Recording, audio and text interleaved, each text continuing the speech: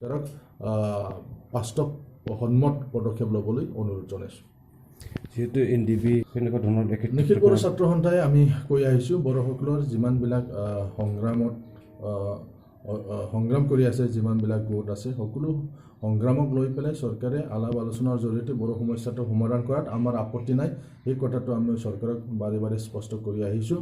আজিও আমি ক'ম, যিবিলাক সংগ্ৰাম মত আছে, যিবিলাক সংগঠন, তেওঁলোকৰ লগত আলাপ আলোচনা কৰি পেলাই সমস্যাটো সমাধান কৰাত আমাৰ আপত্তি নাই। পাইছোঁ যে NDFB-S চাউৰাইগড়াৰ যি নেতৃত্বাধীন যি NDFB, এই NDFB-য়ে চৰকাৰৰ লগত আলোচনা কৰিবলৈ তেওঁলোকে চুবুৰীয়া ৰাষ্ট্ৰৰ পৰা অসমত তেওঁলোকে আহিলে বুলি আমি সংবাদ মাধ্যমত গম পাইছোঁ।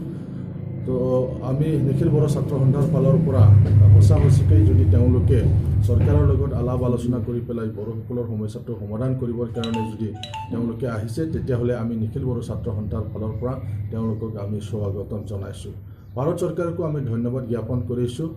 তেওঁলোকে NDFB-S যি গ্ৰুপ, তেওঁলোককো আনি পেলাই সমস্যাটো সমাধান কৰিবৰ কাৰণে যি পদক্ষেপ লৈছে, তাৰ কাৰণে নিখিল বড়ো ছাত্ৰ সন্থাৰ ফালৰ পৰা ভাৰত চৰকাৰকো আমি ধন্যবাদ জ্ঞাপন কৰিছোঁ। লগতে চৰকাৰক আমি আহ্বান জনাব বিচাৰিছোঁ, দীৰ্ঘদিনীয়া বড়োসকলৰ যি সংগ্ৰাম, যি সমস্যা, যি বড়োসকলৰ কিছুমান যি গোট আছে, যিবিলাকে সহস্ৰ সংগ্ৰাম কৰি আহিছিল, এই গোটেইবিলাক চাই পেলাই পাৰ্মানেণ্ট পিচ আনিবৰ কাৰণে, বিশেষকৈ বড়োলেণ্ড অঞ্চলত আৰু অসমত পাৰ্মানেণ্ট পিচ আনিবৰ কাৰণে যি প্ৰচেষ্টা হাতত লৈছে, তাৰ কাৰণে আমি চৰকাৰক